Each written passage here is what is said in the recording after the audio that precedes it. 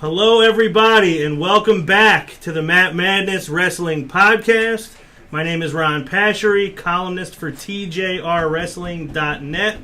I'm here once again with my good friend Alo, Aaron Lloyd, and C. Kane Joe. What was it? Mr. Sexy Punakana? Mr. Sexy, yes. Joe Rottermill. It's great to have you as always. Great to have you as always. Well, I don't look as sexy as you slender man. I see you've been taking it down a little bit. Ever since I've been getting called the perfect 20, I feel like I had to actually put some effort into living up to it. So you're trying to up it to 25. Well, if I can get there, I'll do what I can. You're trying to be CN. Yeah, I was just going to say that. I'm glad. I think you can, you Mocha God. Yeah. Well, this week we had Money in the Bank. Typically one of the more exciting pay-per-views we have that's not on the WrestleMania SummerSlam level. But before we get to that, shocking news. Rocking the WWE Universe, Roman Reigns, the guy, suspended 30 days for violating the WWE wellness policy. Obviously, we'll never know what exactly it was. Could be as simple as he took a supplement that had a banned substance in it, may not have known. Based on the tweet he put out apologizing, I assume he's taking some responsibility for doing something wrong. 30 days for a first-time violation. Do you think, one, how surprised are you that this happened? Two, do you think that he is now out of the main event at Battleground? I'm real surprised because Roman Reigns is the guy. So I didn't expect this at all, but as we know that all superstars have said that they can't take even certain cough medicines because a lot of stuff is violates abuse policy. As far as Battleground is concerned, I'm not sure because you told me it's like 33 days or 34 days difference. I believe it's 33, 34 days away. Yeah, from Battleground. And I don't know how they're going to go about that because they have a couple ways. They take them out the match, but then they usually don't address these drug violations on television. Mm-hmm. So I don't know how they're going to go about it after they made the triple threat for Battleground.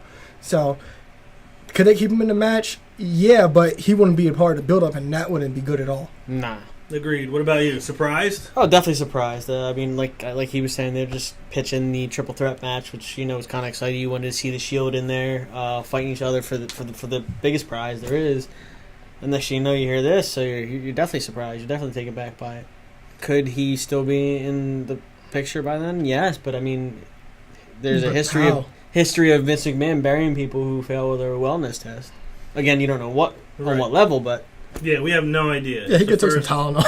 It's the first offense. Some Flintstone kids. Yeah. Flintstone chewables. I used to crush them. I'd eat like 12 at a time, so I mean, I would have failed. Yeah, I'm surprised. I mean, I did not see that coming. I was thinking what I said earlier today, that it's 33, 34 days away. There's time to get him back. But I think if he can't be part of the build, he should not be in the match. It's kind of like if in high school sports, if you can't practice, you can't play. Mm-hmm.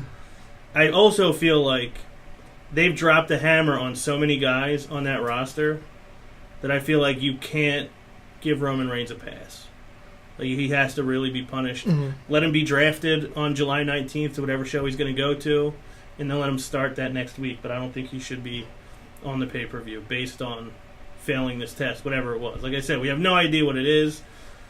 Also, speaking of that, I don't want to condemn the guy because everybody makes mistakes. Everybody's entitled to a second chance. And this leads me into another thing. I'm really starting to get annoyed with the "you can't wrestle" chants every time he's out there. Yeah. It's just the fans have come up. It's just something to chant when he's out there. But he puts on a show every time he's out there.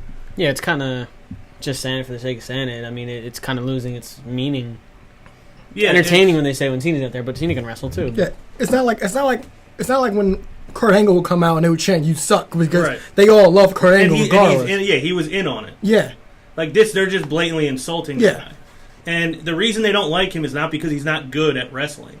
The reason they don't like him is because he's been set up to fail by Vince and the writers. Yeah, and he's deemed the chosen one. Yeah, he's going out there every week doing what he's told to do. Mm-hmm. He's not. I'm sure he wishes he wasn't doing half the stuff. Well, maybe now they'll take a cue and they'll change the chant. Instead of "you can't wrestle," it's "you can't pass a drug test." It's like that's warranted. And if any crowd, I've been hard on some crowds that have been in the time we've been doing this show. Mm-hmm. I will tip my cap to any crowd that can cohesively get a "you can't pass a drug test" We chant should going. try that. I'm willing to try it at Battleground if he's there. We'll try that. If he is there, we should start that chant. So Roman Reigns, I'm not going to kill the guy. I'm not going to bury the guy. I do think he should be punished. I think it's You're only not going to fair. give him the John Cena treatment? I will not. No. No. But I think he's better than. And I'm not some huge Roman mark, but I think he's way better than he's been getting credit for. Yeah, and definitely. the type of fans nowadays, they've changed. If you didn't come from the Indies, they don't care for you because Roman's a WWE product guy. Yeah. Yeah, and they hate that. Anybody that is handpicked. Yeah, and didn't pay their dues. They don't like him. But to me, he has paid his dues. Yeah. Did he get things too soon? But I think it's not. He didn't say I'm only gonna start with WWE if I jump right into the heavyweight title picture. Yeah. I feel like there's a reason why guys work their way up the card, and he just never had to do that. Yeah. So I think that's part of the resentment too. We'll get to that when we fully load at 98. So Money in the Bank, we had, like I said, one of the shows you really look forward to. The Money in the Bank contract tends to add an exciting storyline throughout the course of a few months usually. Yeah. First things first, though. What did everybody think of the show, and what's your rating? Aaron, for anybody who has not watched our show or maybe has forgotten since the last time we did it, would you explain our rating system to our listeners and viewers? Yep, I got you. All right, if it's an awesome show, it'll be known as a showstopper, like the Heartbreak Kid over there. If it's an okay show, it'll be a slobber knocker, and if it's a horrible show, it'll be a jobber. All right, so your thoughts on the show and your rating. It was built to be bigger than WrestleMania, and it was probably the same level as WrestleMania was. There were high points in the show. There were a lot of low points in the show. The crowd was, I don't know if they were just there too long or what, because the show did go 23 minutes over. Yeah, long I don't know. night. I don't know if they were just over tired. The commentary was horrible, especially in the main events. I'll get to that, but I'll give it a plain slobber knocker. Slobber knocker, how about you? I'm going to probably go slobber knocker as well. I mean, I was really excited for the card they put together, and some of the matches in there were good, but, looking at the Fatal 4-Way, it was kind of sloppy as well. So they got knocked down a couple notches, and they threw a couple matches in there that I thought were going to be pre-show kind of matches that kind of just slowed everything down to like a screeching. Yeah. The way they arranged the card didn't make sense to me. Agreed. I'm also going to go with the slobber knocker. I liked it. I enjoyed it while I watched it. Didn't love it. Like you said, there were some low points that definitely required a point deduction, but the high points obviously were really high. So that being said, I'm not even going to talk about the pre-show. Did you see how me and Eric were watching? I did. The two TVs. A lot going on. Yeah, I may have suffered from I did not watch it live. I watched the game. Okay. And then I watched Money in the Bank the next day. Okay. So that may have taken a little bit away, but I don't think so. I think I watched it the same way. I didn't know any results beforehand. Avoided Twitter, Facebook, all social media. Avoided all friends who watch wrestling. You cut yourself off. Yes, one of those times I infamously die for 24 hours. Show opens. I don't want to talk about the pre-show. I don't think there's any reason to. Mm-hmm. You guys agree? Yeah. Okay. Let's just go. So we open with the Fatal 4-Way Tag Match. New Day defending their titles against Enzo and Cass, the Vaudevillains, and Anderson and Gallows. Promos to start the show from two of the teams, which were fine. Mm-hmm. I mean, I guess anytime Enzo and Cass come out there, they deserve to have the mic. And anytime the New Day come out there, that's kind of half of their whole gimmick is them talking on the microphone. Yep. So, Joe, I know we discussed this a little bit earlier, but what were your thoughts on Fatal 4-Way Tag Match? Overall, it was a sloppy match. I had high expectations for this match, some of the tag teams they put in there, but there's a lot of missed spots, a lot of things that left me scratching my head. Like, it looked like a couple times they were waiting for someone else to do something before they made any moves. Enzo, I think, sold, like, a move before the guy even hit it. He started to go down. He's like, oh, he just barely caught that one. Yeah, that is funny like, when you have to say that. Oh, he didn't get all of it. Yeah, he didn't get all that one. He didn't even get any of it. It just fell. And there's one spot near the end, like, which was kind of tied into the finish, where they lifted him up off the ground. Not Gallows, Anderson, off the ground, and Gallows is standing there looking at him while he's holding his partner, and he didn't do anything. He just backed off and waited for the other guy to come in. I was like, what the hell? Yeah. Overall, sloppy match. Sloppy match. How about you? Well, I agree with Joey. Like a lot of these undercard matches, except for except for shockingly Baron Corbin and Ziggler, they were all over the place, and I didn't really care for anything about this match. It was okay for what it was, but it was sloppy. It did make the club look strong. I thought the club would be the team going forward in this, but from watching Raw last night, it's apparent that they're not the next team in line. Correct. I predicted, obviously, that they would win this match. I felt certain that the New Day were, their time was up. I was wrong. I think everybody else picked the New Day, if I'm not mistaken. Yeah, I picked the New Day. All right, so I was wrong, but same thing I had in my notes, that it was very sloppy. A lot of too many guys in the match, I think. And something about like a Fatal 4-Way I don't like when you have 4 separate tag teams each vying for a title, but you only have 2 in the ring at this time. So why it's the hell? Supposed to be 4. Why the hell? Yeah, I know. Why the hell are you going to tag? It's supposed to be 4. Why are you going to tag any of the other tag teams in? Yeah. It just doesn't make sense to me. Or it Conceptually. could be like the Outlaws and just pin your partner. Yeah, true. true. Fall down. I mean, yeah, I wish somebody would have thought to do that. Well, New Day did it last year, but they broke the count up. Just too many guys, too much going on. You just don't get a good match. It's almost impossible to have a good match. If I'm not mistaken, and you'd have to go back and watch, I think the person who took the fall wasn't even the legal man. Probably not. That too. I was confused about that, but I think you're right about that. That's what I took from it. The only positive I took from it was Big Cass shined once again. As always. Yeah, he really is. So what do you think about a possible, with the brand, we're going SmackDown and Raw, that they split them up? Don't break my heart, Joey. I don't want to break them off. I'm saying this is the way it looks like they might go, though. I don't think they will, because I think they know. Well, maybe they don't, because they seem to be pretty tone deaf about a lot of things. But I think if they do that, that's not really a help to Cass. Not at all. It's not a help to the company, because you see how much merchandise they move. Oh yeah. It's a bad idea, and I hope they're too smart to do it. Corbin and Ziggler again.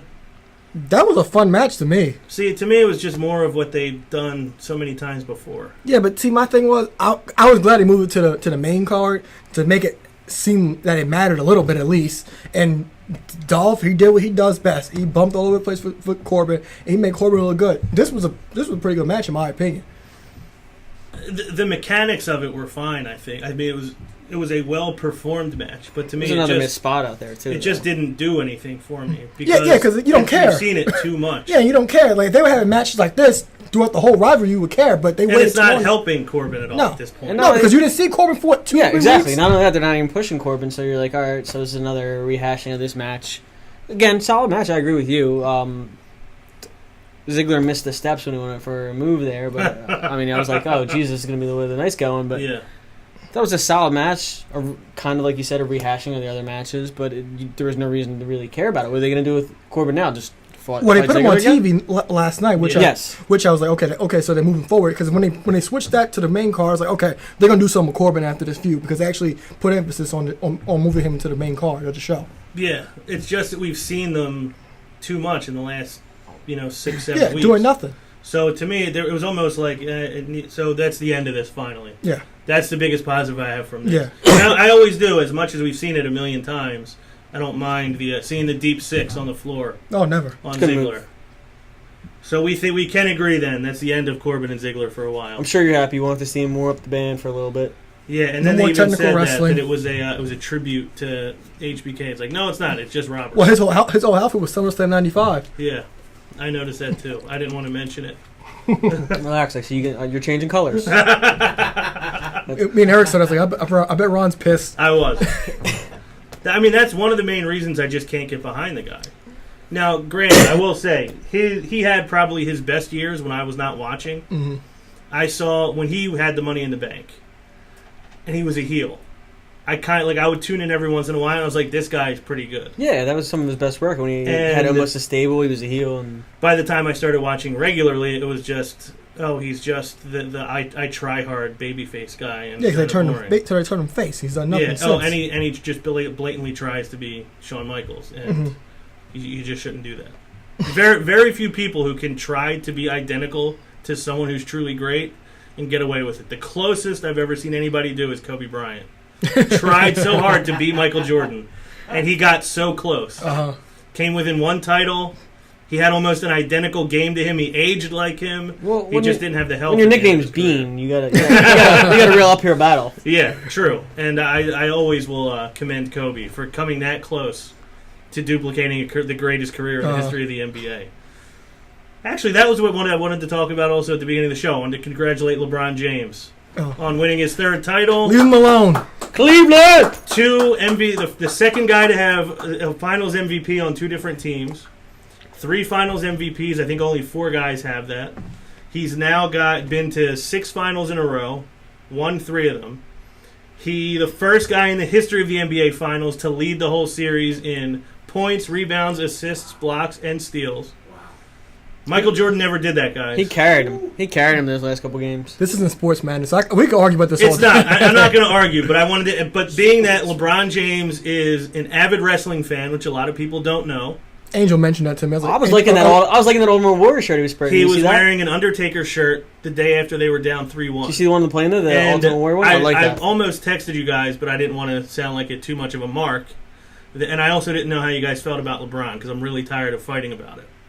But I was going to say I think he's about to, sit up like the Undertaker. I think that's why he wore that shirt, because he knew it was time for him to rise, and he did. And then the Ultimate Warrior shirt was great. I like that shirt. Kevin Love wearing the Austin 316 shirt. And the smoking skull. Pounding the 2 beers, the smoking skulls. So he had a belt, yeah. I like to see pro wrestling out there amongst real athletes like that. I love that that's something they like. Yeah, and WWE's acknowledging that too. They're sending Cleveland Cavaliers a personalized belt, awesome. which is kind of nice.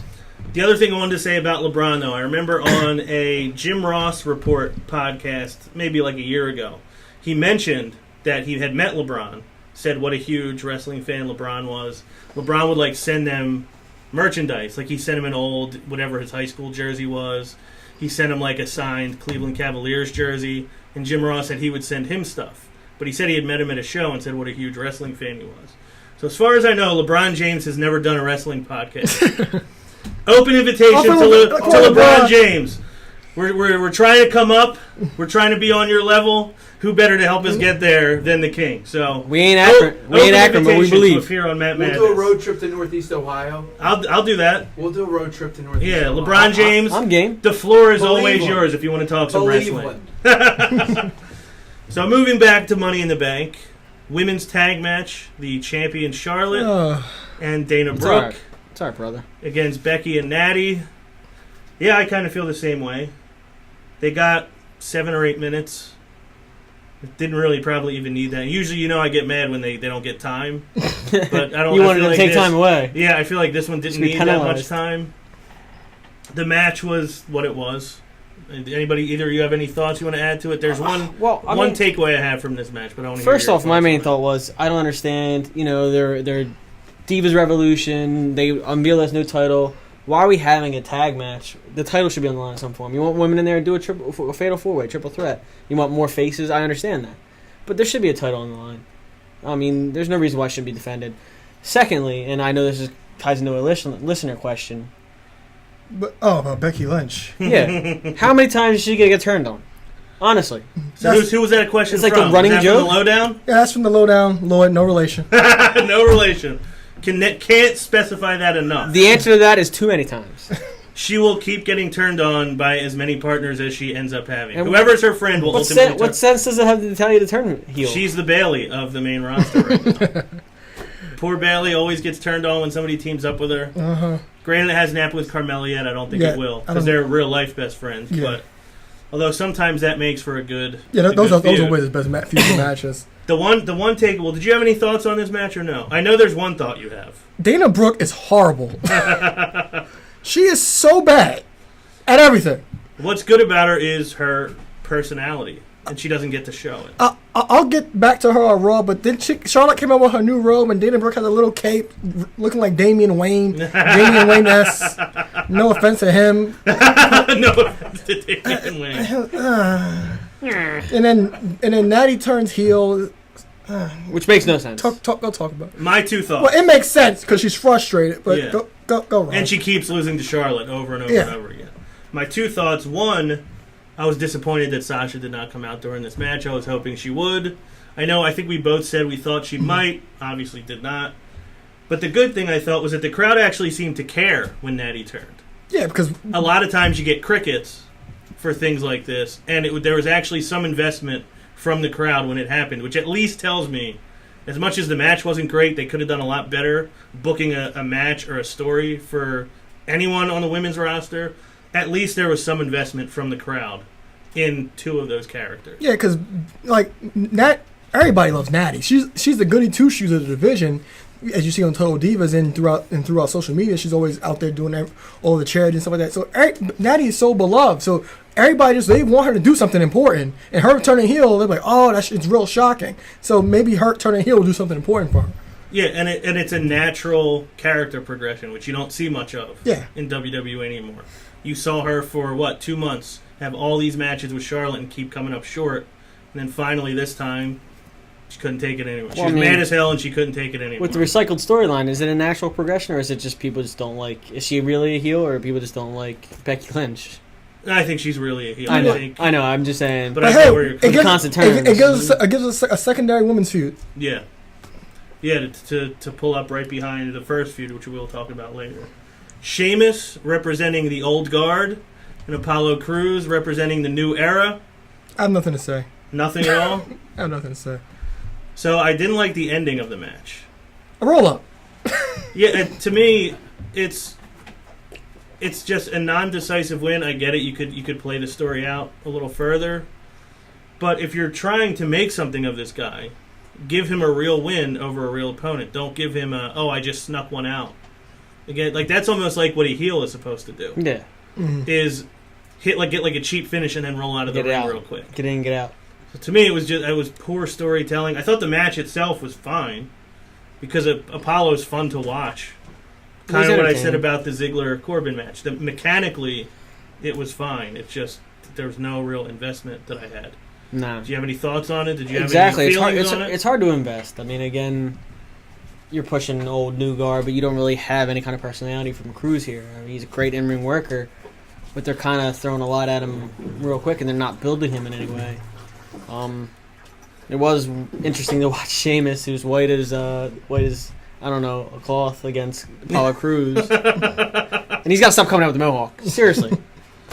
You think he truly does look stupid? Oh yeah, truly. At least his beard isn't braided anymore. True. Yeah, he's slowly progressing to less stupid. Will Apollo ever stop smiling? We have a question about this. Oh yeah. Another question from the Lowdown Lord, no relation. No relation. He wants to know, do you think Apollo came up too soon? Yes. I thought that from the start. Yep. Well, I was happy for 30 seconds. Because we all talked about it when he was on NXT. You're down there to develop character. He never developed any character. He never had a character. He just could wrestle. Yeah, he's new Neville. And he never got over down there.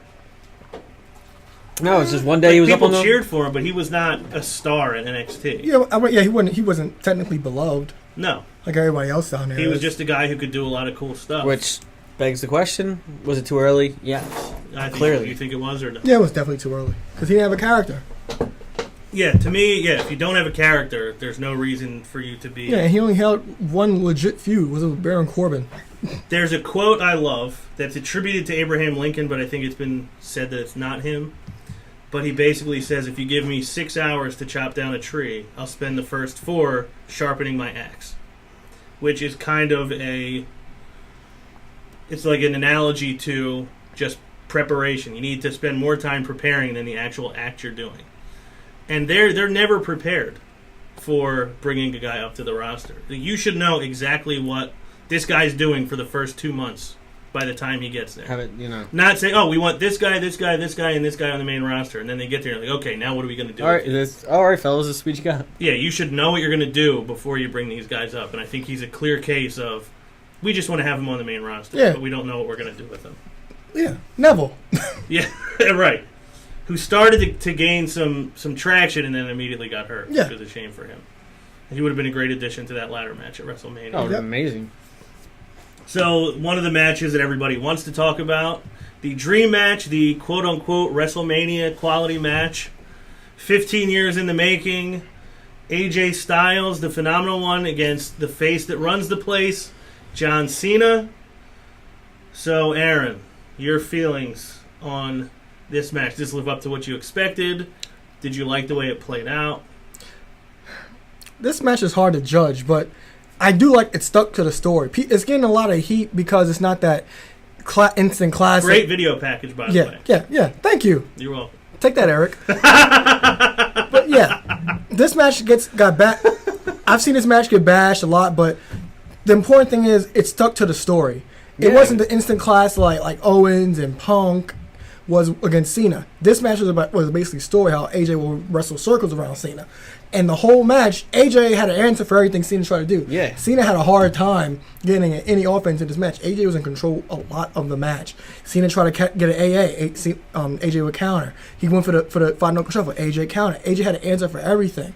Even countered an AA to a calf crusher. Mm-hmm. He had an answer. It was an awesome transition. Yeah, he had an answer for everything. So people bashing this match because it wasn't a classic, but this was a pure wrestling match and it told a complete story. I don't like Not to mention they're going to have other matches. Yeah, watching Raw, I liked the ending, but at the time I didn't like the ending. But like the Styles Clash, unprotected. They did all that work to build it up over the weeks, but with him doing against New Day and her not taking out Woods, it died right back down against Cena. But this match told a perfect story about how AJ's a better wrestler. He'll run circles around Cena. It showed throughout the whole match when Cena tried to get any offense in. I agree. Like I said, he made a lot of points I was going to make. It told a story. I really enjoyed this match from the standpoint of I thought it was a solid match. Again, like you said, AJ was always countering different ways. Cena went to throw him into the steps at one point. AJ jumped right over, jumped right back in the ring, looked around, and was like, all right, is this all he got? Mm-hmm. He even said that at one point. He's like, this is all he got? This is a joke. Like, just egging Cena on, pretty much getting in Cena's head. And I thought it made for a great match.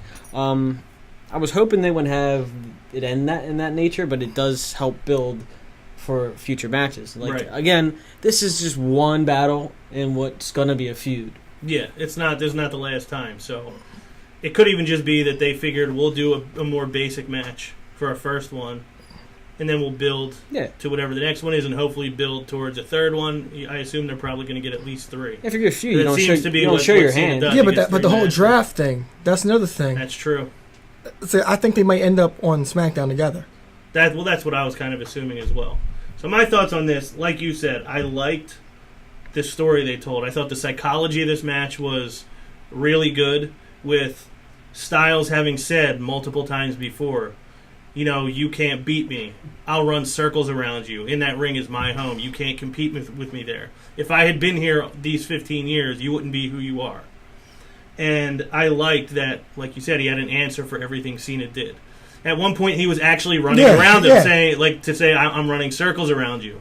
I thought AJ as a heel grew by leaps and bounds during that match last night. Because he got some boos. He's got some boos. He was really irritating. He was really putting down Cena. I felt like he was really in love with himself. And I thought as a heel, he came a long way just in that match. I thought it was a great performance from him. Cena always is going to give you a good performance in a big match like that. And I was upset about the ending only because I feel like there's a way you could have a cheat finish that doesn't basically give Cena the win before the finish happens. Like, that match ended with everybody watching is like, well, Cena really won. He just didn't get the victory. Yeah, just do it. I think they could have found a better way to do that. I even thought they could have done a clean finish in this one. Basically saying, this is the first time we've wrestled. We've seen each other for 15 years. Like, whoever lost could say, like, oh, yeah, you were better than I expected you to be. Like, maybe if AJ wins, Cena's like, okay, AJ, I'll give it to you. You were better than I thought. Or if AJ loses, and he says, you know what, Cena, I thought I'd run circles around you, but you were a better wrestler than I thought you were. I thought that was a story they could have told. But, like you said, the next night we see the club. And I love the way they played that off. I think it's just a case of they actually planned ahead a little better. Go figure, they listen to us. Yeah. I know you said you had some comments on commentary. Oh, this is one of my comments on commentary. During this match? How it annoys me that JBL is supposed to be the heel commentator, but he's always a baby. He's always pining for Cena. That's not the role you're playing. The whole big match, John Cena, Mago in a big match. Nobody shows Big up man on John big match Mogul. like John Mogul. And he's complaining about the finish. Like, his role is supposed to be putting over that AJ did. What did Cena say the next night? He said, win by any means necessary. That's what you did. And talking like as if that's a bad thing. Whereas JBL should be putting that over as like that's what you're supposed to do. Yeah, you win by whatever any it means takes necessary. to win, you do that. And he's complaining about the finish.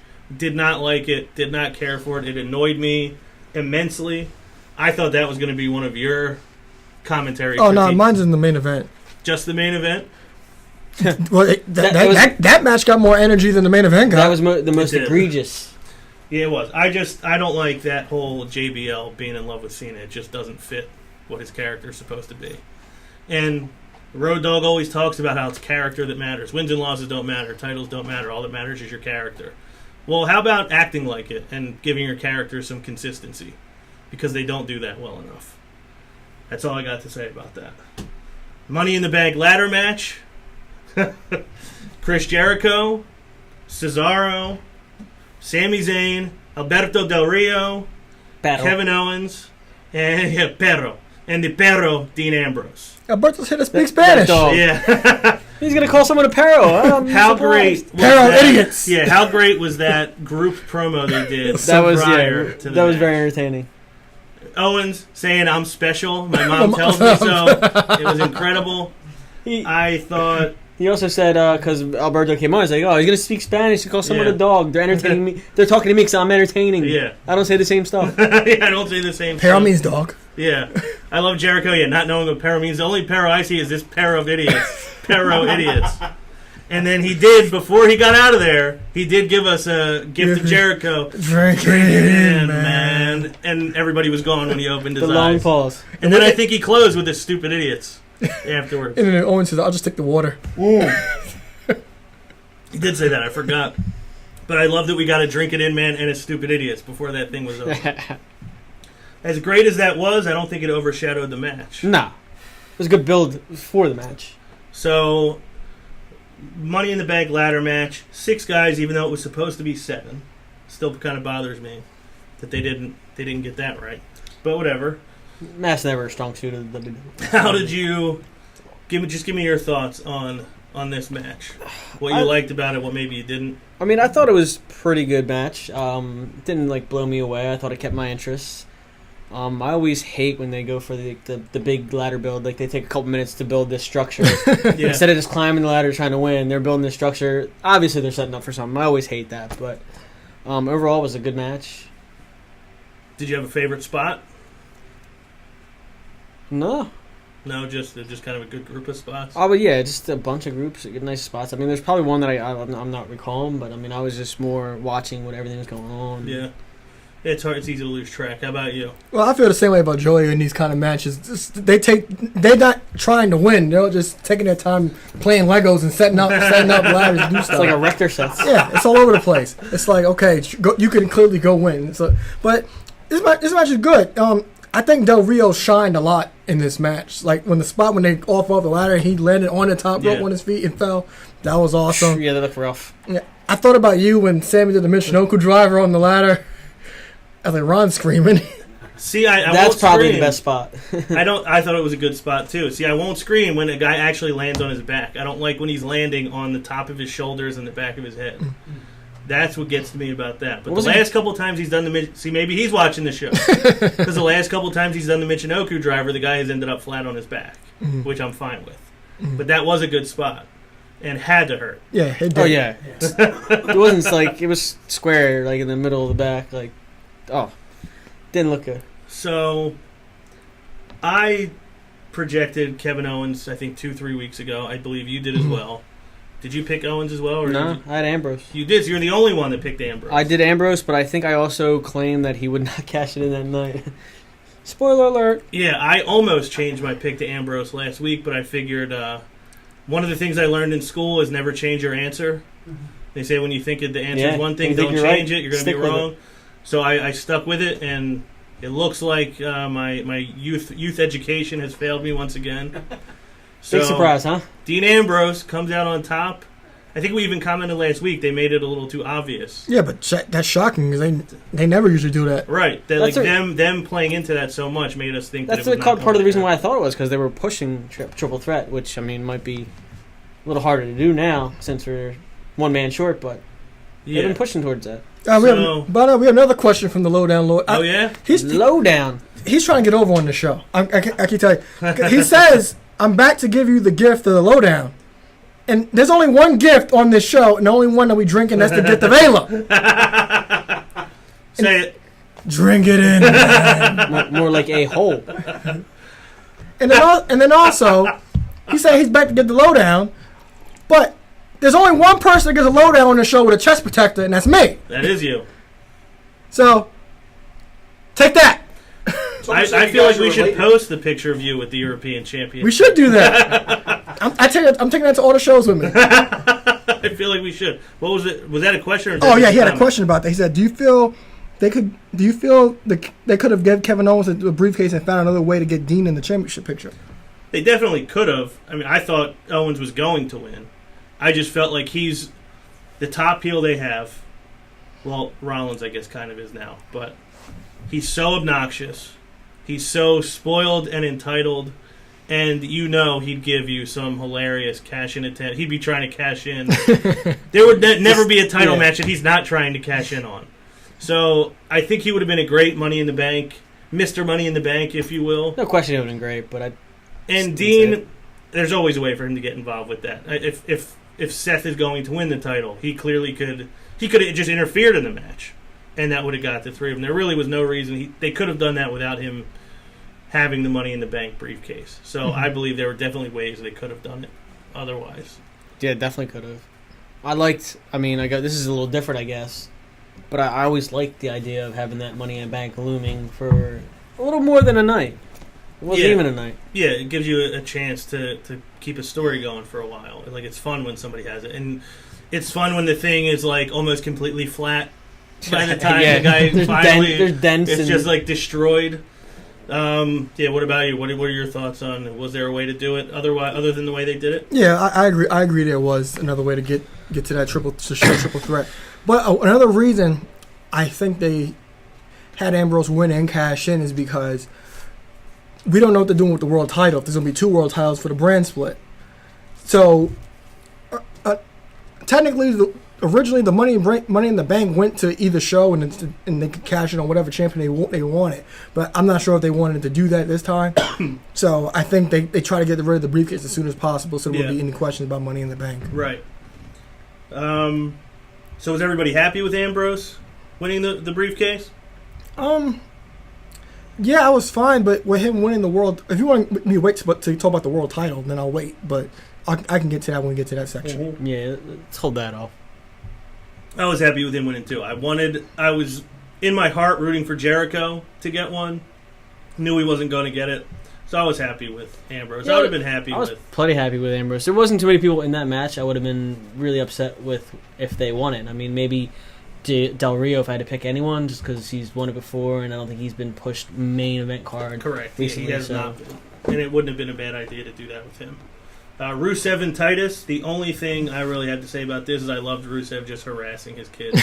I did too. And then saying Happy Father's Day. And Wale was next to him. Yeah, was he? I didn't that was Wale next to his kids. One of his kids sporting the Odell Beckham look. Yeah. The coffee cake look. Yeah.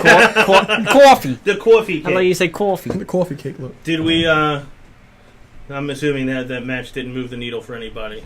Yeah, no. Lana. Okay, for Lana. Well, that's because that's her fiance, the greatest. That's a different United States champion. That's a different kind of needle. Yep. Play different. So on to the main event, Rollins and Roman. I think we all thought there was no way Roman was going to walk out of there without the title. I thought this was a good match. I thought it was, I was elated to see Seth Rollins back in the ring again, doing what Seth Rollins does best and what only Seth Rollins can do.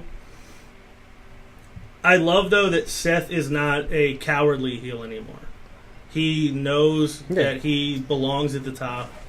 He doesn't feel threatened or he's not coming across as weak.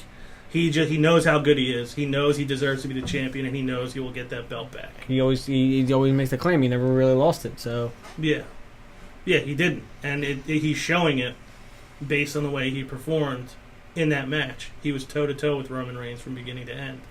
Alo, what were your expectations for this match, first of all, and were they met? Well, I had high expectations for this match already because I know these two would have the chemistry from being in the Shield and the stories there. I said earlier in my review, or my rating, the crowd, I don't know what was wrong or they were just tired of it, but the crowd was pretty dead for the most part of this match unless it was something spectacular happened. I think it doesn't help when the crowd can't respond the way you want the crowd to respond. Yeah. When you're babyface, nobody likes. Yeah. And you're heel, everybody loves. Yeah. Stupid. You can't rush the that chance. doesn't help. Yeah, and then there was so many times in this. I said it earlier. The commentary was so bad, but there was so many times in this match where there was just straight silence during the match, like when he was setting up for a move or whatever, or going up the ropes or going up to the turnbuckle. There was so much silence. There was no excitement from the commentary. The most excitement they really showed was during that AJ Cena match.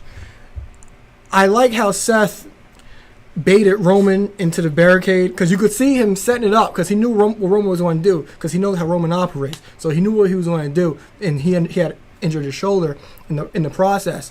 And then Roman sets up in the end sequences with the Superman punch and the false finishes. But when Seth caught him in that pedigree from the spear, That was great. it was great. He didn't get all of it, but he got enough. I've never seen that before. Same. I never seen that before. I do like the ending. Seth did take advantage and outsmarted Roman, going back to being the architect of the situation. He got back. He baited Roman in and took advantage of it, and he won the title. And as far as Ambrose comes in, like I said, I think they just had him cash in because it fits the story, and it sets up Battleground and SummerSlam moving forward. It escalated everything between the three of them. Yeah, for the entire summer. But my thing with Ambrose winning is he hasn't done anything since February. Like, I'm probably the least biggest Ambrose fan on the show, but when he's doing something important, I'm like, okay. Like his stuff with Triple H, that was great because I hold his match against Triple H to a high regard as one of the best matches of the year. But that Lesnar feud was a waste. It was not good. Yeah, the Jericho stuff was not good. So it's like he doesn't hold my attention to care. Like, okay, he's funny in this and that, but where's the serious edge to him? That's my thing about Dean Ambrose. And I thought if he turned heel last night, that it could have given him more of an edge and talk about how he's forgotten people in the Shield and people didn't care about me. Yeah. It's not, but we didn't get that. But now we have a champ. Now he's a champion. And, even on commentary last night, he was great on commentary. He was open to any one of these guys facing him last night. And I think that with him having the title and being the main guy, the dude. I think that with him having a title, we can see him more of a serious portrayed more seriously, and I can probably get behind him because, like I said, I'm not that behind Dean Ambrose as much as everybody else is. Right. How about you? As far as the main event, Yes. I definitely had high expectations for this, and it lived up to most of them. I thought it was a good, solid wrestling match. I thought both wrestlers were really technical, and I was intrigued the whole match. Probably I would say like maybe a 7, 8 out of 10 if I had to range it. A couple things I was looking for I didn't get. I didn't. Like I stated earlier, for Money in the Bank reasons, and I think it would have been better to have Rollins walk away with the title. Again, I think they wanted to say every member of the Shield hold the title that night. That was so a cool thing to say. It is. That kind of made it a little better for me, but ultimately I think the title is better on Rollins right now because, like you said, they haven't really given Dean Ambrose enough momentum. If he wins that match against Brock Lesnar, which made no sense for him to lose, if he gets a little more, push, and you could see him in the. But again, they had him feuding almost like where the other guys were for Money in the Bank and stuff. Yeah, and that feud with Jericho did nothing because it was about a plan and a jacket. Yeah, it was no real reason to be feuding. And a fake talk show. Yeah. With Oak Tag. Yeah. So, I thought it was a good match. Announcers were I thought awful. both guys gave great performances. I thought a lot of great near falls. I thought, like you said, the pedigree off of the spear was a great spot. Like, ingenious way to throw a pedigree in there. I liked that Seth was not booked to be weak or weaker than Roman. He came out of that just as strong as Roman, if not stronger. And I was glad to see him be able to get the win. Now he can always say, because he was going to lose that match, at Survivor Series, whenever it was supposed to be. And now, the first time they went head-to-head, he can always say that he won. Yeah. the thing with Ambrose, he doesn't feel like the champion to me. Yeah, that was my point. And if this would have happened in February Against Triple H, or if it would have happened, like this could have happened around WrestleMania time, he would have felt like the champion. It would have been believable. This guy's your champion. This guy is the dude right now. And the way it happened, granted, he won a great Money in the Bank match, and it is cool that those are his two former brothers in arms, and like you said, the whole thing with every member of the Shield holding the title the same night.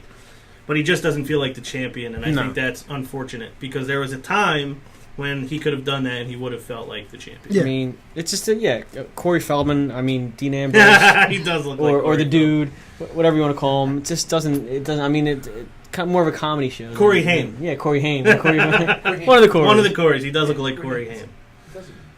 So we gave our grades for the show. We all liked it, didn't love it. Raw the following night, not the most eventful episode of Raw we've ever seen. And some of the events that took place have now been undone based on someone getting himself suspended. But show opens with Dean Ambrose getting out of a cab, almost leaving the belt in there. He tells a lot of Las Vegas jokes in his promo to open the show. I did like, though, that as silly as he was really emphasizing the idea all night that he's been working for that belt for 2 years. Yeah. Like, I think that, even if everything else he does is silly, he's at least getting across the idea that I've invested so much time into getting to this spot. Like, I worked so hard for this. And he cleaned up that Cavs joke pretty quick, too. He did. Fans didn't bite on it. He's like, I don't really like him either. Yeah, they did not bite on it at all. It was good improvisational skill. See, that's why you can let these guys go out there without a script, because some of them know how to handle themselves in a live TV situation. Roman comes out, congratulates him, asks how it felt to cash in on Seth. And he basically says, I would have done the same thing to you. Seth comes out, basically says, you stole this from me. That's my title. I never lost it. I beat him fair and square last night, and you stole it. Which sets up Shane O'Mac, obviously, coming out and setting up a number one contenders match. Here comes the money. I don't know. I don't think I like, as much as it made me laugh, I didn't like that they had Seth tell Shane, you can't make this decision, where's Stephanie? Because they did establish 3 weeks ago that he was not part of the authority anymore. Like, that was not the deal. Yeah. And he's still, and to me, he should be beyond that at this point. Well, the heels, they all lean towards Stephanie. Yeah, you can see him sort of playing sides. They do, but I think his case specifically, like, he went to her. Yeah, it's kind of... And she shut him down, and then he kind of went off on his own. He proved himself in that match on Sunday, probably more than he ever had. Probably more than winning the title, he proved himself by pinning Roman Reigns. Like you said earlier, you're giving him props for standing on his own 2 feet and, kind of being more of a man about it. And then he went back to where's Stephanie? Like, I need her to fix this for me. That I didn't like. It did make me laugh, but I didn't like it. They both had an interview with JoJo where they basically just said the stuff you expect them to say. Although Seth still is coming off kind of as a babyface to me. Yeah. Keeps talking about how he came back from the injury, how he's trying to prove himself. And it's like, we all like him. You can't have him play into where people who are supposed to not like him might like him too. Yeah. Unless they're just like, well, we don't care. We don't care who's a heel and who's a babyface. It doesn't matter. Yeah, just letting them shoot. Yeah, so I don't know. But they're still going to boo Roman. They're going to cheer for everybody else, but just boo Roman. That's true. So they end up having another match, like you said, with Ambrose on commentary. He was great. I mean, he was hilarious, and he's putting himself over as a fighting champion. Like, I don't care who I face. Whoever it is, I'll beat them. And he's always been like that. He just has never been really booked that way. Mm-hmm. This is kind of, I guess we don't really need to talk about that much, because ultimately ended up in a triple threat match. It's probably not going to happen. We'll see. Yeah, who knows? I mean, with Reigns now being out of the picture. Did you at least like how they built it, though? I mean, I guess we could at least talk about that. Threat? How they built this whole story throughout the course of the night. Yeah, because, I kind of enjoyed that Raw match a little better than the Money in the Bank match. It was a good match. It was a little more hostile. Yeah, it was a little hostile. The crowd you could see. The crowd was into it. The commentary was better than the night prior, and there were a lot of false finishes in the match. Both men got counted out, And I like how Ambrose says, "I'll face both these guys on the same night, both 1-on-1." Well, maybe it helped that Byron Saxton wasn't wearing a neon green button-up. Maybe that's why he was doing better on Raw. Maybe. To your point about the double count-out, I wasn't going to say this, but I just remembered it. I also liked that it wasn't like one guy clearly had the edge in the double count-out. It was like they were both kind of even. They were both going for the ring when the count was stopped, not... Roman's almost there, and Seth is still knocked out cold. So I like that they came out even. And I think that makes the whole idea of these three guys going at it even more interesting when there's not one guy who's clearly better than the other two. When we first started the show, I used to always talk about Dean Ambrose is getting played off as Roman's little brother. And it's not that way anymore. Yeah, they sort of pushed... they're getting away from that. Especially with the segment earlier when he first came in and said, I would have done it to you too. Right. Well, whether or not we get the triple threat at Battleground, I do like that they're making Battleground seem important because I always complain about this. They always like, okay, we'll save it for the bigger show, but why can't you just present your best product at all times? Yeah, just do it, and then it forces you to tell better stories all year round if you're not always saving the good ones. Yeah, there's so many matches that we could have had, but we didn't because you're like, okay, we'll save this for WrestleMania. And that was one of the things I thought. I was like, you know what, this is kind of brilliant. They're trying to do it now because you can't foresee that in August, all three of them are going to be healthy. Yeah, and on top of that, someone could easily get hurt. Yeah, because like the dirt sheet, failed drug test. Yeah, the dirt sheets are reporting that, which somehow happened. The dirt sheets are reporting that Roman, they knew about this on Saturday. I don't think so. I don't think so. Cause, Roman will have to drop the title, but that makes no sense. He will be on Raw, so I don't buy that at all. So no matter what, we'll see this eventually in the summer. Because even if this is just Seth and Dean 1-on-1. I can see this match actually ending in disqualification, Roman interfering, and then you get the triple threat at SummerSlam. Which works. Yeah. It works for them to do that. Yep. So I had a comment on commentary from last night, which was Michael Cole calling the dirty deeds a pedigree. He's so bad. And did you see all the memes did you see everything everybody was posting on Twitter today with people were posting GIFs of every finisher with the caption under it that it was the pedigree. Oh, really? I didn't see that. Yeah, it was hilarious. Everyone I saw cracked. There was one of those that my friend called out too on the pay-per-view, in the Money in the Bank pay-per-view. In the AJ Cena match, he did the springboard and did a pretty much a 450. No, he called it a shooting star. Yeah, he called it a shooting star. It was like shooting stars is completely the other way around. No, it's so bad. That was a 450. He is so bad. Yeah, so this storyline is probably not going to pay off the way it was intended to. But I do like that immediately the day after Money in the Bank, we know kind of what the main event is going to be for Battleground. We have all this time to build to it.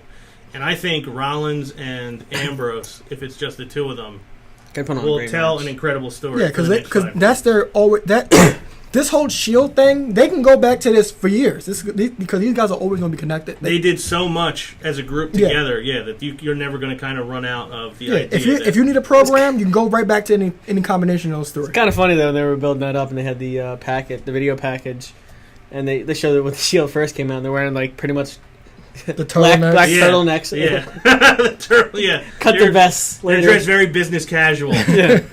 Started off with black turtlenecks. That is funny, and I had forgotten that was what the original look was. I just had to laugh at that. Yeah, the riot gear was a lot better. Yeah, the SWAT gear was a lot better. It fit a little better than the casual Friday look. The mock turtleneck casual Friday. It's like they're working crew at some stage play. So AJ and the club and Cena got built up even a little more. Like we said, they kind of paid off that story a little bit last night with AJ coming out saying he's kind of upset. He should be happy right now. He beat John Cena, but he's not happy. Demands a public apology, and then ends up being a joke of an apology. They call out Cena to give him an apology. They give him a joke apology as well. And ultimately, they're saying they're both using this as, well, now you have an excuse, like you're not really as good as you said you were. Cena's saying, AJ, you're not as good as you said you were. That's why your boys had to help you. And AJ saying, well, you're using this as an excuse because you're not as good as you said you were. So I guess this is going to be a theme leading into their next match. Who's better? Which one is really as good as they say they are? I always err on the side of John Cena's going to win when it comes down to it. I think AJ should come out on top in this feud, although he's not a young star that needs to be built up at this point. Well, in WWE's eyes, he is. He's new. But he's not a guy that they need to build up that they're going to be using for the next 10 years. Yeah, I don't think he needs it. It'd be good for him story-wise, but I don't think he needs it. But I loved that he issued the challenge, and Cena accepted the challenge to face him tonight, and he said, "Whoa, I'm not talking about me, any one of these two guys. I have the Stone Cold podcast to do later." Put over the cut. Yeah, again, great heel work from AJ. He's been great on the mic. Yeah. Yeah, he's solid. Yeah, I think he's had his best promos, his most entertaining time on the microphone in these last 3 weeks. Cena obviously is destroying Anderson, and then he gets beat down by the club once again. They're obviously not. They haven't announced that that's a match at Battleground, but I think we could all agree it's going to be. Prognosticating. Well, I'm not sure. Maybe we can. You think we get a 6-man tag? We could. Who would they have? Yeah, who would you put? I don't know. If you were booking it, Because right now they have New Day kind of going Yeah, against the Wyatts. I thought New Day would be out there. But it's the That was Wyatts. my initial thought. But I don't know because I'm going back to this Finn Balor thing. so you think he's going to come up and go up against the club? Possibly, because it'll be a great storyline. It's like, hey, welcome. They could welcome him with open arms, and he'll just reject them and join Cena because he's with Nakamura. I'm not sure if that's a Brooklyn match or they're going on. They have a Japan tour the first week of July. I think it's going to be in Japan. So it may be might be something they use to sell Japan and show it on the network, but that's nothing confirmed yet. I think that's what they'll do. But his other partner, I don't know who will be. Yeah. I don't think that's what they're going to do. I think they're going to have just another match. Yeah, I feel that way too. I mean, they could do that because they've been seemingly doing that a lot more lately. yeah, and have somebody to counter the club. Could we just like maybe they get him in a cage or something? But at this point, I think Cena needs somebody to counter the club. The only problem, there's just no obvious. The most obvious group to do it would have been the New Day, and they're with the as Wyatts, we said, otherwise occupied. which I don't want to I love see. this. I love this Yeah. promo. I love the way they're building the Cena AJ Styles angle. I love how he pulled the club out, made him apologize. What's our friend's name from on Matt Madness? He asked the question: do you think AJ would be upset? Isan Afridi. Isan Afridi. I don't think AJ cares how he won that match. I think he's ultimately playing mind games with John Cena. I think he wants to make him look like a fool. I think he wants to play with him like that. I think ultimately he was just joking with his boys out there. They knew they were apologizing. They knew what they were doing out there. I like how AJ just said, "I beat you, Yeah. and you have an excuse for why I beat you." Yeah. It was perfect. Yeah, because AJ he didn't is care how he proud. got it. And then he also, AJ is proud of. I like how he called what out. did. He called out Cena too. He's like, "That's why no one likes you because you always think you're right." I didn't even hear. I don't even think I noticed that. He did. Don't steal my job again, Joey. Sorry. Maybe later. Eck did that. You see where he's in the parking lot. Yeah, I think Back in the truck. AJ is proud of what he did, and I think he was, like Cena said in the promo, any means necessary. And I think AJ and the club are just fine with that. Darren's birthday tomorrow, and you're stealing his job. Exactly. Well, he's getting old. He might be losing it. So I want to make sure he stays on top of it. You know, that's what happens when you get old. Yeah. But I mean, from the match the night before when he was dancing around, from tonight when he was kind of like being campy and joking with Cena about it, I think he's just playing with Cena, trying to get in his head, trying to prove that he's better than Cena. And then there was no Super Cena because after he took care of Anderson, the club came out. There was no Super Cena. Cena Yeah, didn't clean the house. They just destroyed him. And I thought the cleaning house was rapidly approaching. I did too, but he didn't. The club took him out. Which they needed to do. Well, I mean, you could sort of say with Super Cena when that match with Anderson was kind of a squash. But that was the point of it. I know, but I would like to see them like. And it's the way Cena would seem like a little more of a fight. Yeah, but Cena, he would like look up the ramp to make sure where the club was around. Yeah, he's distracted the whole time. Yeah. Well, we got KO and Kevin Owens and Sami Zayn resuming their one-on-one feud. That much like in The Dark Knight, the Batman and the Joker were destined to oppose each other for the rest of their lives. I like the way Zayn won this match because it wasn't just your standard roll-up. He actually countered the pop-up powerbomb into a pinning combination, which I liked. They always have a good match. Mm-hmm. And then Owens obviously can't handle losing, so he attacks him backstage, and it ensues in another brawl. Is there ever a time when these guys are not involved with each other in the foreseeable future? At this point, for them, they made a point that these two has to end. So I think you might see these guys going separate shows possibly. That's what I was thinking. For it to end. But this is how you have a blood feud. How many so-called blood feuds have we had in the last 6 months of the year? And you don't see this. Fighting backstage, you could tell these guys legit hate, they're best friends in real life, but you could tell they legit hate each other on TV because they had the perfect chemistry for it. And this goes back to Ring of Honor. So, I have a question. Either one of you can feel free to answer. So I watched Money in the Bank leading up to Raw last night. So I watched literally 7 straight hours of WWE. Which I feel so bad for you. I don't recommend anyone doing, because after a certain point, it is no longer enjoyable. It's not. And there was a lot of stuff I was not retaining when I was watching Raw. Did they mention at all that Owens was the one who cost Sami Zayn the Money in the Bank match? Because he was the one who took him off the ladder when he got to I don't the top. recall. No, yeah, I don't recall it either. So if they did not, I was actually wishing the way they would have gone about it, if in fact they're going to go ahead and keep feuding with each other now, which it looks like they may. Do you agree? I feel like it should have been like the Intercontinental match, where they each cost each other the match because they were so hung up on each other that they kept each other from winning. I feel like they should have kind of done the same story point in this match. Definitely, that one of them may have had a chance to win, but they were so distracted by the other that they kept the other person. And we gave more validity to this match coming up tonight. That they just threw them together again. It would have gave it something to hang off of. Yeah, or I feel like at least they should have mentioned that Owens was the one who cost Sami Zayn the briefcase. But that being said, you're saying it has to end. Yeah, it has to end. Are you ready for it to end? Nah. Are you ready for it to end? No, because I always love these feuds. It's good these TV. career-long feuds. It's great. It's It's good TV. great. It's great TV, and people want to see it. And they're both great. Yeah. It's not like these are two just like regular run-of-the-mill mid-card guys. These are two awesome great younger guys that I could watch them wrestle every week on Raw. Yeah, and the story is there. It's not like when we saw and Vince Russo would hate it. Anything to make him pissed. It's not like how in February when we saw Ziggler and Owens for 4 weeks straight. The story for Sami Zayn Owens is there, so the story's always going to be there, and their hatred toward each other will always be there. So, and they can always tell different stories, and the matches will always be different depending on the situation. Yeah, they both can do so much. Yeah. And Kevin Owens is just so entertaining. He's so special, like his mom tells him. He's special. Tag team division, I'll actually start this off with the return of the Wyatts. I was happy to see Bray back. I'm as big a Bray fan as anybody. He looked in great shape, too. It looked like he lost a lot of weight. He did. I thought he looked really good. I liked the vignette they gave them. Mm-hmm. What was with that? Was it somebody's pregnant? Yeah, the baby. A pregnant belly that said "It's coming," and there was a sign at one point that said "Innocence," but it was spelled wrong. So it had to be on purpose because it was INNOSENSE. So it was spelled wrong.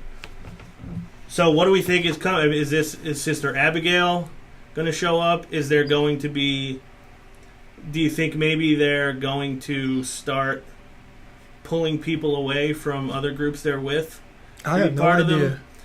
What was up with Woods? Well, that's the point I'm making. Is the whole thing with the Wyatts is they're supposed to be appealing, and they made that point last night, which I don't think they ever really did that before. They kept saying how you can't take your eyes off this guy. He's so charismatic and saying all these things. His whole thing is he's supposed to be a cult leader that people are attracted to. Follow. He did that with Daniel Bryan at one time. Daniel Bryan was in the Wyatt family for a week or two? Wearing the overalls? Well, he had to join them. He was forced to join them. He was forced to, okay. That was like kind of when I was outfit? just starting to... Actually, that was one of my favorite things was him on top of the cage after he turned on the Wyatt family. Mm-hmm. But so his whole thing is he's supposed to be able to draw people in. So I think that was like Woods being mesmerized and drawn by Bray Wyatt. But I also wonder if maybe, because Francesca too was not there last night, I wonder if the turn for Woods was supposed to have already started and he was not the same Xavier Woods when he walked out there. I don't know. But Xavier Wyatt. Yeah, it could be. It's silly, but especially because Xavier is really he's the one who brought the New Day together. Mm-hmm. It would be weird to see him be the one, but I guess he's the perfect. If anybody could pull off being in the Wyatt family out of those three, it would be Woods. But I don't know if that's maybe what's coming, is they're going to start drawing people to them and increase the size of the Wyatt family. He missed his thing. as Bray's individual size decreases, the size of his family increases. Maybe, I don't know. I just hope Strowman and Roman aren't the tag champs because that match is gonna be horrible. Yeah, I do. I wish Luke Harper could have been there. Yeah, if it's Harper and Roman, that's fine. he's gonna be out for a little while longer.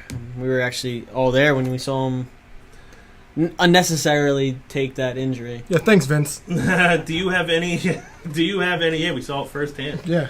Do you have any prediction on what the message on the pregnant belly means? To be honest with you, no, not really. To be honest with you, I didn't think that too much into it. I was looking at that as Wyatt's coming back kind of in a way, but yeah, but that was. I know, but so that is the lost fan in me that I'm trained to pay attention to every. Yeah, because that was real. I never saw that in the vignette. Yeah, I thought it was weird they kept showing the pregnant person. I was like, yeah, it was more than odd. once.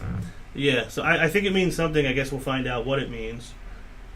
I don't really have yet a big interest in seeing the New Day against the Wyatts. It's different, but just Luke Harper. Yeah. But we ain't getting Luke Harper. No, we won't for a while probably. So Bray says we have not forgotten. What do you say? We have not forgotten what we believe in, or basically something along those lines. We have not forgotten what we stand for, is what he said. Mm-hmm. And we're as strong as we've ever been. So my hope is that they book the Wyatts out to be this threatening, terrifying group. The way they should have. And not just be guys who come out and cut long promos. Yeah. That's really and lose. And lose, correct. Lose every big match. Be a jobber to the stars, as you like to put it. The New Day, like we said, Woods may be, endangered by his exposure to the Wyatt family. I guess we'll find out soon. Enzo and Cass went over the Vaudevillains. Can we... Johnny Laryngitis. Yeah, I did want to bring that up. Johnny Laryngitis. And what did I can't remember what Cass said about Johnny Laryngitis. Coughing into the microphone. Yeah, coughing into the microphone. He said you may have been a dynamic dude back in the day, and then he called him. I forget what he said. I'm a dynamic dude. John, I didn't mind seeing dynamic Big Johnny. John. Does Nikki do that thing that her mother does in bed? What was he called? The Bella what? The Patriot of Belleville. Patriot of Belleville. That's what it was. Yeah, I liked seeing Big Johnny. I didn't. He was so bad. See, I had limited exposure to Big Johnny. I just want to see Bischoff. But I don't know. Could see that coming soon. I just want to see Bischoff, and I'll be set. The last thing I wanted to get to with the Wyatt family is I did like when Bray said, I see your future. New Day Falls. New Day Falls. I like that, too. I thought that was a great line. I always love the from Bray Fireflies Wyatt. also. Yeah. So Enzo and Cass wanted a decent match against the Vaudevillains, kind of par for the course. Do we think that Enzo and Cass will be anywhere? Do we think they'll have WWE Copper anytime by the end of the year? I don't know anymore. They keep changing the tag team division so much. So I don't know anymore. Like I said, the New Day and the Wyatt seem to be a thing. So I don't know. Yeah. I mean, by the end of the year, it's only the possibility, I think, if New Day loses the titles to, a heel team. They'll be going next month. They'll drop them next month because they'll have the record by then. So no need for them to still have it, basically. Well, Xavier was going to the dark side, so... Yeah. Yeah. Yeah, maybe that's what will happen to their tag team titles. I don't know. Yeah, he wasn't even ready to chime in on his catchphrase. he missed his segment. Of the WWE World Tag Team Championships! Yeah, he didn't do it last night because he was so enthralled with Bray Wyatt. And I am entertained by that, but I'm still sticking with... I'm the WWE Tag Team Champion. No, I'm the WWE. No, I'm the WWE Tag Team Champions. That was a great tag team storyline, I will say that. Women's division, Natty attacked Becky, which furthers that story. Charlotte beats Paige based on Dana Brooks' interference. She is so bad. I don't know if she's worse in the ring or outside the ring. She is so bad. The role she's in is terrible. She was good when she was with Emma because she got to be who she is. Now she's not that character anymore. Yeah, they kind of forced her on Charlotte. But what overshadowed that is the return of the boss. Thank God. The return of the boss, Sasha Banks. I'm just waiting for the color. Oh, yeah. I don't think... Here, I'll cheers to you, though. It's coming! It's coming! Well, yeah, when somebody calls it out, it's always going to follow soon after because then I start thinking about it. I love how you went for the cheers, though. I thought that's what you were doing. I did. thought you were congratulating me. I am congratulating. I'm very happy for you. Thank you. Thank you. She came out. She dropped Dana Brooke with one punch. That was impressive. So bad. Dana Brooke is so bad. But that put Sasha over as the boss. It wasn't like she had a scuffle with her. She just dropped her immediately. Got in there. Charlotte ran away. Hits the backstabber. Holds up the title. Dana gets fought off by Paige. And then the segment ends with Sasha holding up the Women's Championship. Thank you. My one concern with this is, and I said this to you earlier, it looked like the way it ended with Paige and Sasha in the ring and Dana and Charlotte, that they could be going tag team for now. Which is not what I want to see. Yeah, I can see. I might possibly a triple threat because Paige kind of got screwed. But I think they'll probably have a tag match between those four coming up soon. Good to see they dug Paige up. Yeah, thank God. Thank God she got out of jail. Yeah. That whatever happened there. Did you even see details on what exactly happened? It wasn't. Her and Del Rio had an argument, but according to the laws or something, they had to detain her, but they didn't say exactly what she did wrong. So trouble in paradise already? Yeah, that's Kofi case. Kofi? Paige is a head case per Total Divas. Yeah, I would assume Del Rio probably is a little bit too.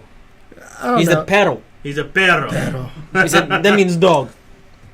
Were you? I mean, obviously, I know how big of a Sasha Banks fan you were. Yeah, I was like, because I didn't get it. Were you happy with how she was portrayed? Well, we saw it at Royal Rumble.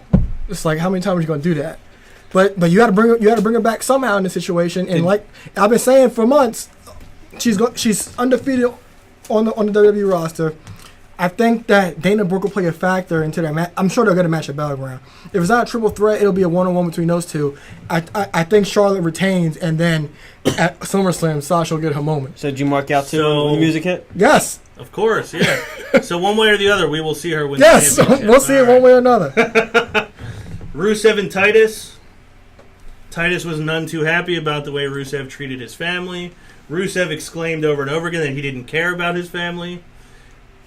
Titus threw him around for 5 minutes. The bell never rang. It was not a match. So I think this is clearly going on for a little while longer. Why? I don't know. It doesn't need to, but it clearly is. Miz and Maurice. I loved it. I knew you would. Did you like it or no?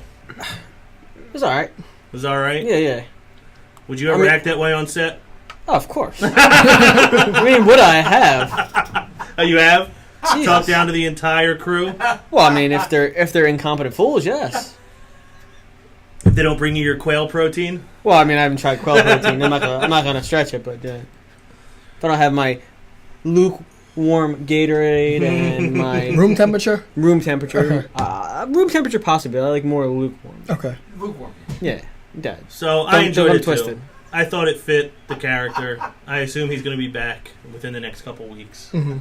So, but it was good just to see the belt on TV because people can't be allowed to forget about it, or else it'll go right back down the tubes. Why didn't we have that title in Anywhere in the Money in the Bank instead of like another rendition of Corbin Ziggler? Well, he's I guess filming Marine because 5. he can't perform right now, so they didn't want to. Yeah, he's filming that summer blockbuster. That sounds like Maurice's problem. It is he her can't problem. Perform right yeah, now. it is her problem. If it's anybody's problem, it's hers. Jericho and Shane had an interesting little. First of all, when the camera just cut to Jericho, just that sour look on his face. He didn't even have to talk. Like so I was laughing immediately just seeing his face. I loved that he said whatever show Shane ends up on, he hopes he's not on that show. The decisions you're making have been stupid, which could only have been made by a stupid idiot. Stupid idiot. And Shane keeps promoting the idea that he's going to be running both shows. And Stephanie does too when she's there. One person's not going to run both, right? I know. I mean, we can agree on that? Yeah. If that's not going to happen? That's the way I feel. All right. That's kind of what I'm hoping as well. The Corbin Ryder match.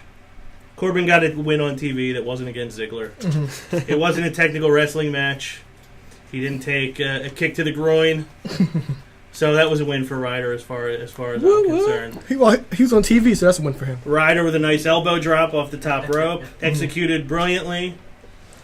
Nothing really big to talk about on NXT this week. Bailey apparently has a doctor's appointment next week. She'll find out if she's allowed to come back to action. And we found out that Finn and Nakamura will have a match. How can you not be excited about that? Yeah, I liked that promo that they had. I liked how much Finn put over NXT and how much he loves NXT, how he became NXT and NXT became him. Too sweet. Yeah, I loved like that he did that. I love that Nakamura said, I watched you from Japan become the icon of NXT. You're not the champion anymore, but you're still the icon. And if I want to be the champion, I have to beat you. That's an awesome... So technically that means Finn's going to lose. Yeah. Yeah, which means he's probably going to be demoted soon. Yeah. He's getting the demotion. Well, they can't mess him up. They can't mess him up. Don't say can't. Yeah, they can. It'd be hard work. Well, it's easy for them to mess him up. Yeah. So that's really, I don't know. Did anybody else have anything from NXT they wanted to discuss? I didn't. Samoa Joe the had a authors good of- promo. That was a good promo. By Are the Samoa authors of Joe. pain related to The Rock? Are the what? Authors of pain, whatever they are, related to The Rock? Not that I'm aware of. Okay. I think one of them actually might be from India. Okay. Yeah, the one they don't look like they're of the same culture, both of them. But I mean, one could be. I have to look it up, but I'm pretty sure one of them I remember being billed as like one of the first signees from India. Because I know like they're like real like accomplished athletes. Yeah. I think, and I think it's smart for them to have Paul Ellering with them if they're trying to get them that's great, over yeah. as like this, wrecking crew of a team. Yeah, it's a way to, get more recognition without having to More have the recognition, skills. it puts less pressure on them because they have somebody so accomplished with them. Speaking of new NXT talent, does anyone know anything about this first Japanese signee that they Chinese. Chinese? No. But no, I don't know anything No. about them. Ever hear of them or no? Never. No. Maybe I'll look them up and on the show next week. So you got We your can homework. discuss what we've learned. Yes. You gotta look up this guy, and we gotta find out if either the author of Pains are related to The Rock in any form or fashion. Yeah, we'll find out both of those things by next week's show. Because if I see anything that kind of looks like a Samoan tattoo, I just assume that relates to The Rock. They're related to The Rock. That's the family crest. Yes. So do we have listener questions this week? Yeah, we got one from the babyface Ron Lloyd. Okay. All right. Thank you, Ronald. Thank you, Ronald. He says, with the upcoming WWE draft, if you were in charge of one of the shows, Raw or SmackDown, what two people would you draft first to build a program around? Great question. I would probably... All right. So this is going to be a very self-serving answer. I probably would draft Roman Reigns and Cena just to ensure they're on the same show, and you don't have one of them on each show. Wow. That's a surprise. And then maybe Roman can go over Cena, and then the torch can be officially passed. And then Cena can start being the elder statesman that Shawn Michaels was That's in like his last 4 or 5 years. that's like an IWC Wet Dream match. Imagine the crowd. It would be a hot crowd and for all the wrong reasons. Uh-huh.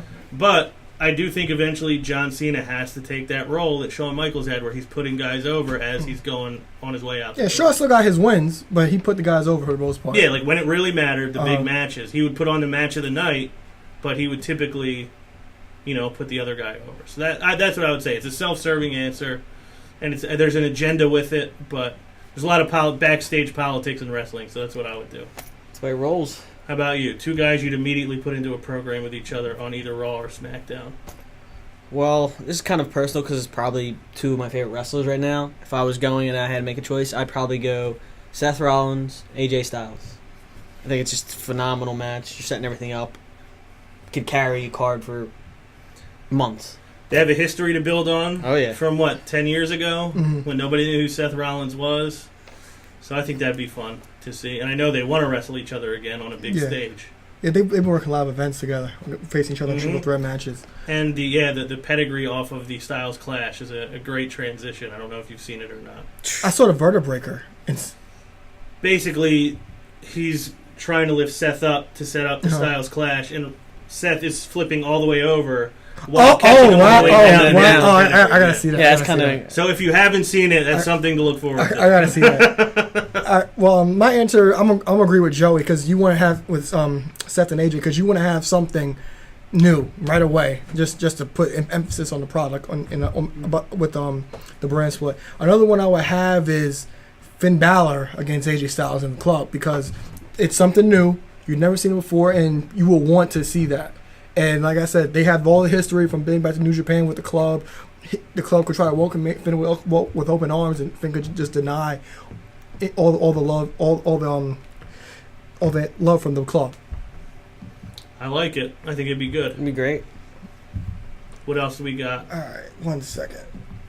We have another question from the Thursday birthday boy, JEFF-JARRETT Joe Lafferty. Double J Joe Lafferty. Yep. With Dean Ambrose, he says, with Dean Ambrose cashing in Money in the Bank, what are your top 5 Money in the Bank cash-ins of all time? So I don't have 5 because I think my 8 or 9 year, whatever it was, hiatus from WWE has been well documented. So I missed a lot of them. So the cash-ins that I particularly enjoyed that I've seen, my top 3 would probably Ziggler's cash-in was great. Night after Raw. What year was that? What WrestleMania was that after? 29.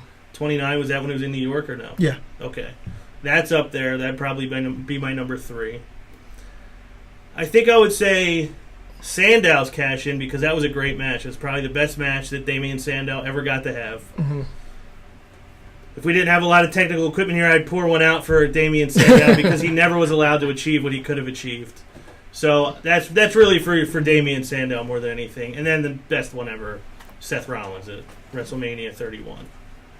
Joey? I don't think there's any debating that in my eyes. I was kind of similar to Ron. I didn't really, I know them, but I can't really remember exactly how they laid out. But, I'd have to go, obviously, top 1 Rollins. I thought it was probably one of the best. Then one of my personal faves, you got Daniel Bryan.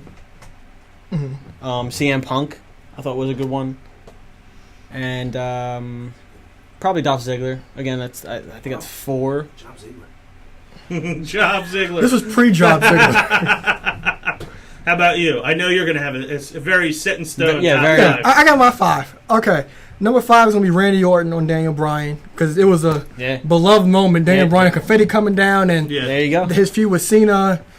He came, was that SummerSlam? Yeah, they told his whole story, and Triple H turned on him. I remember this that and that because they kept saying he wasn't a face, a corporate. He didn't look good. He wasn't a good-looking guy. Yeah.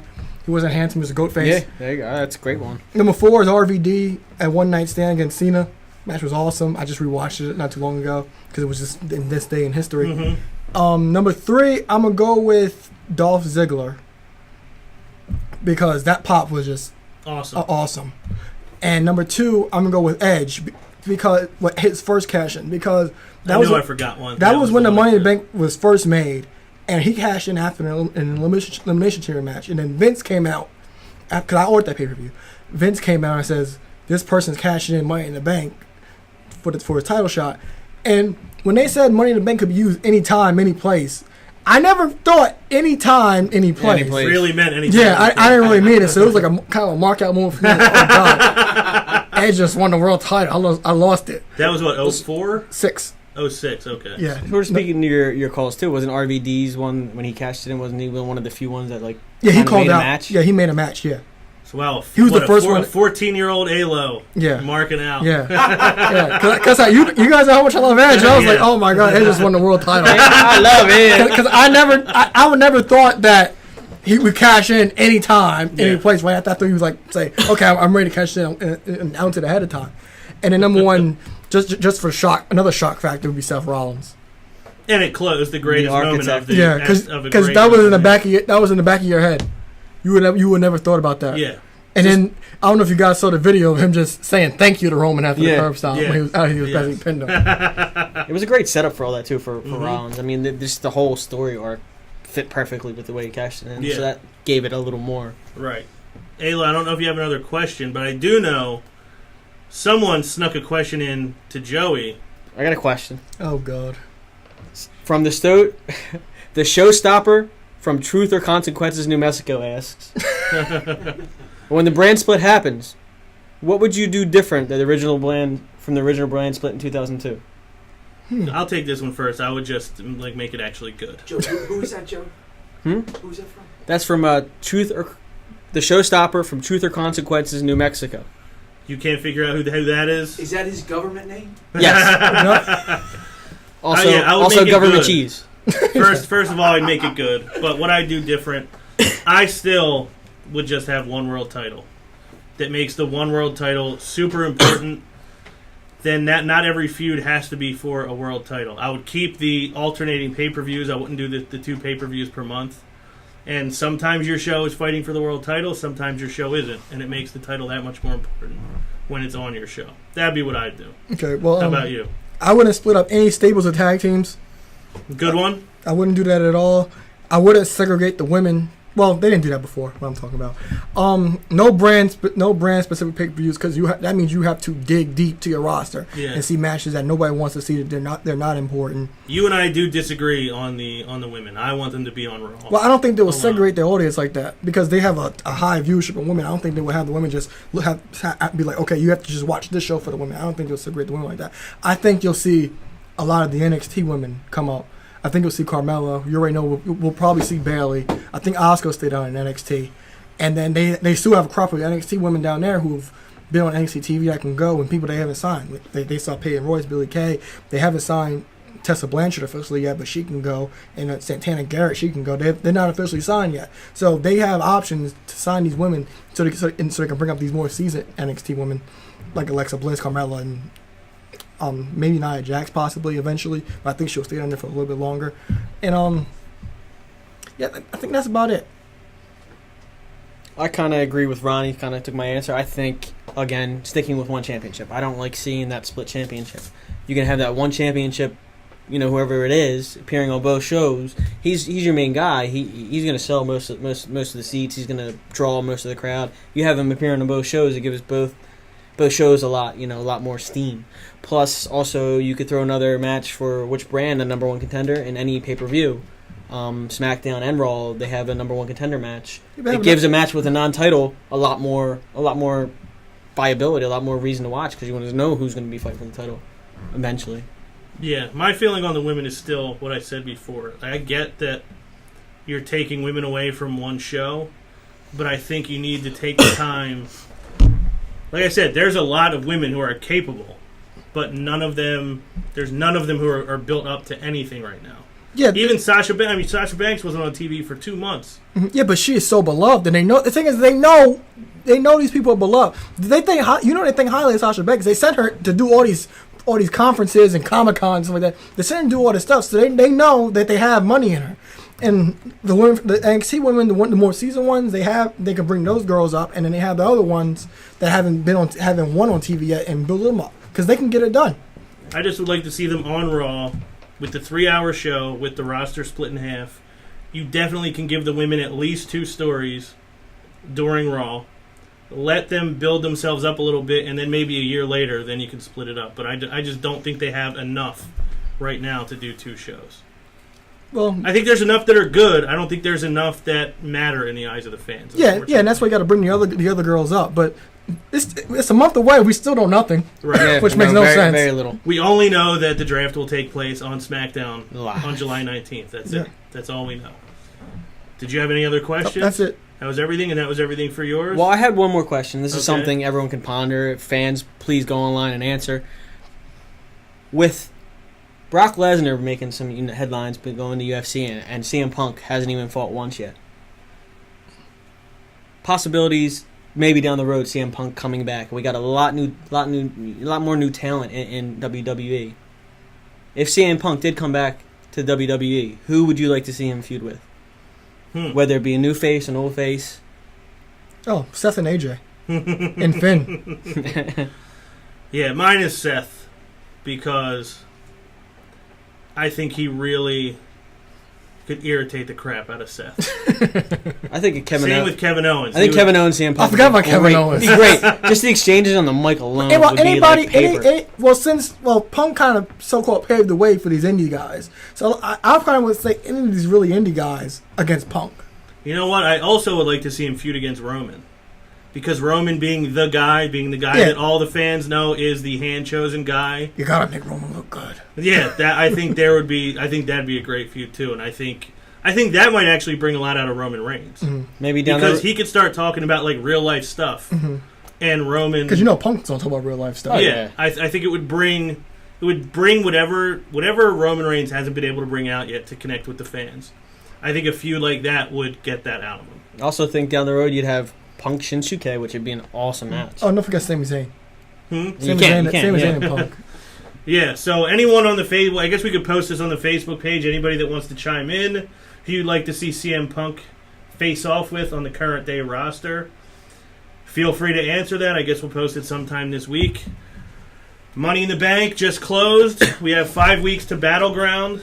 So, for ALO, Aaron Lloyd, for C. Kane Joe, Punta Cana, Mr. Sexy 2012, Mr. Joey Sexy. Rottermill. What happened the other 4 years? I think he retired. didn't feel the need to defend his title. No, yeah. I think they shut it down after I 2012. pulled a CM Punk and I took my title and left. I think it was defunct after that because they knew they could find no one I sexier. took my title and left. Did you seal it with a kiss? I sealed it with more than that. So for these two guys, I'm Ron Pashery. Thank you for Much listening. more slender Ron Passion. Oh, yeah. We will see you next week.